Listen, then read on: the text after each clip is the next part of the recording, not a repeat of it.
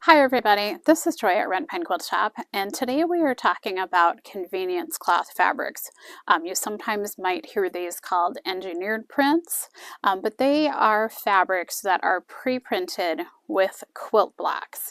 We used to sometimes call these cheater fabrics, but convenience cloth sounds a lot better. I sometimes call these completer cloths because they help you get things done faster.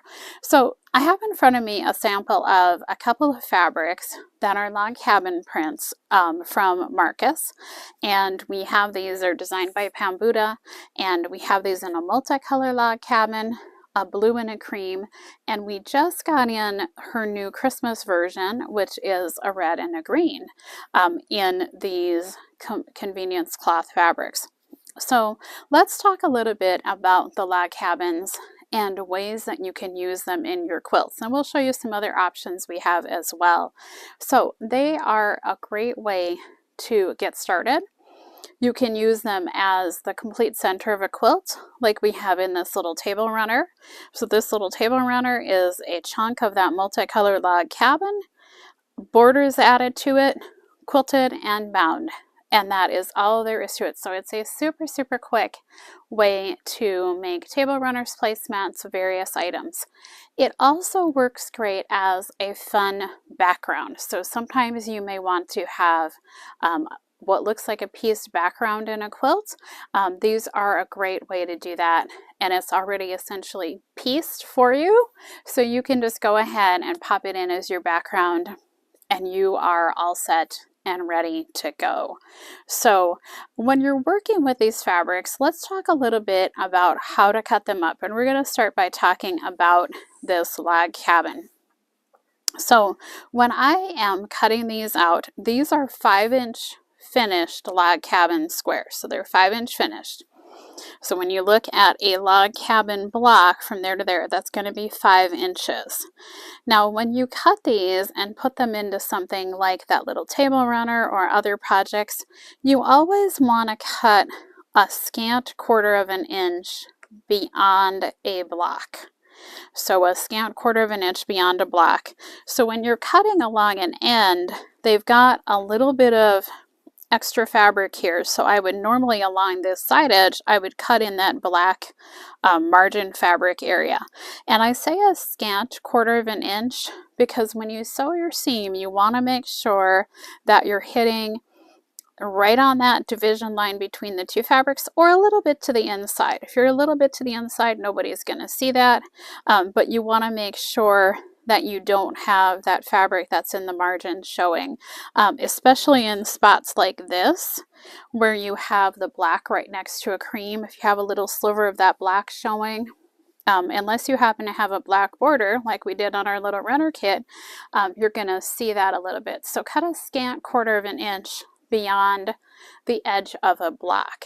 So this fabric has 8 blocks across, so you basically have 40 inches of completed blocks, and then it's running yardage so you can get as much length as you want to have.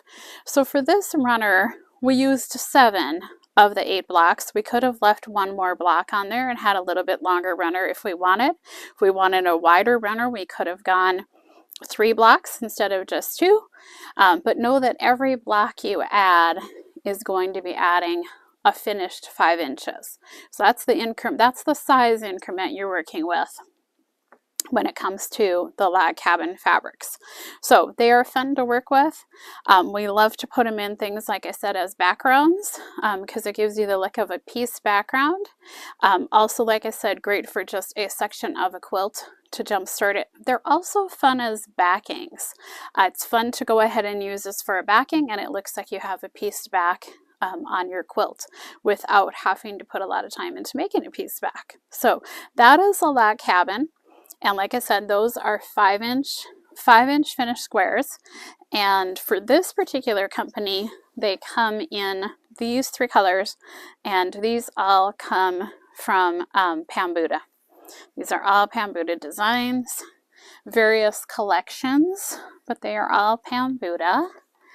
We also see quite a few of these types of fabrics coming from Lori Holt. She is the other designer that tends to do quite a few of these convenience cloths or engineered fabrics, engineered prints. We see quite a few from her as well. And they generally come out. There's at least usually one of those with every one of the Lori Holt collections, sometimes a couple. And she's done ones where it's been wedding ring blocks, a whole bolt of wedding ring fabric already pieced for you. So and those make fun quilt backs as well. Hers tend to be probably a little bit larger than the scale of what we see with these ones from Pam Buddha. So the next batch that I'm showing you is a little bit different.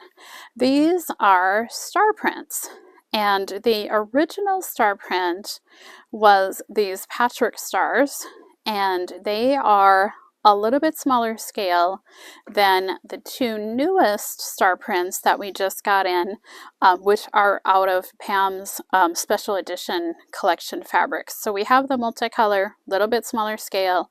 We have the blue and the cream in the new special edition prints, and we have the cheddar, which is just a great fall color combo.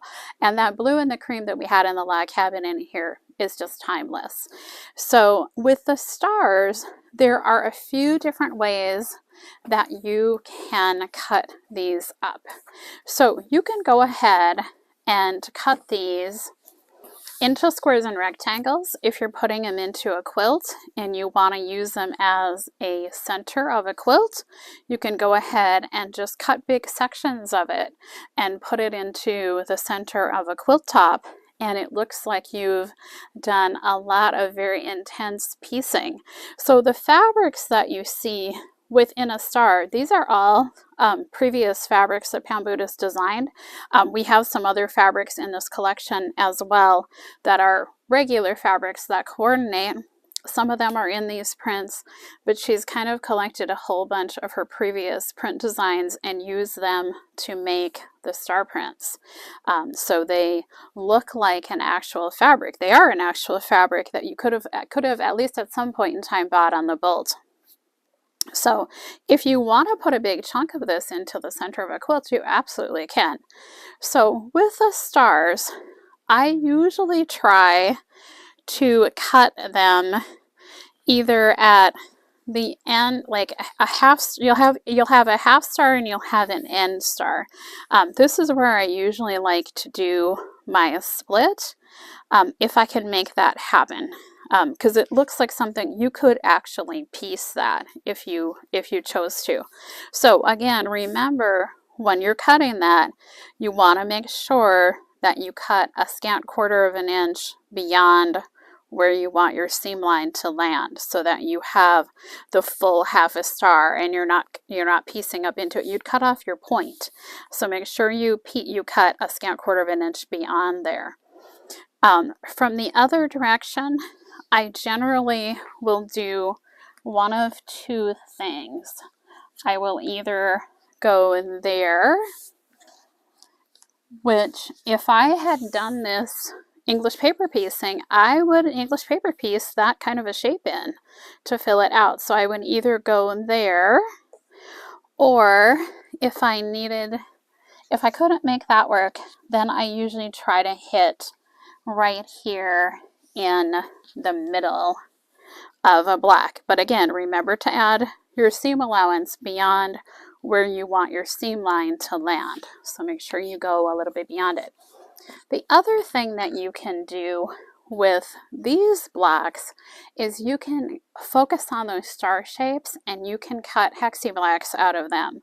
So you could cut a 1/4 of an inch beyond a star and piece that star in to a quilt and have what looks like what would probably have been an English paper pieced star in the center of a quilt. So you can go ahead and do that scant 1/4 of an inch beyond a block, or maybe you want to do a group of blocks and you can go and cut beyond a section. So it's a lot of fun. You can do some really, really cool creative things with these. We have a couple kits up on our website now. We have more kits coming. The awesome thing with a lot of these fabrics is that we're finding that they're being reprinted on a fairly regular basis. They're kind of becoming basics, so we can get them all the time, which is nice.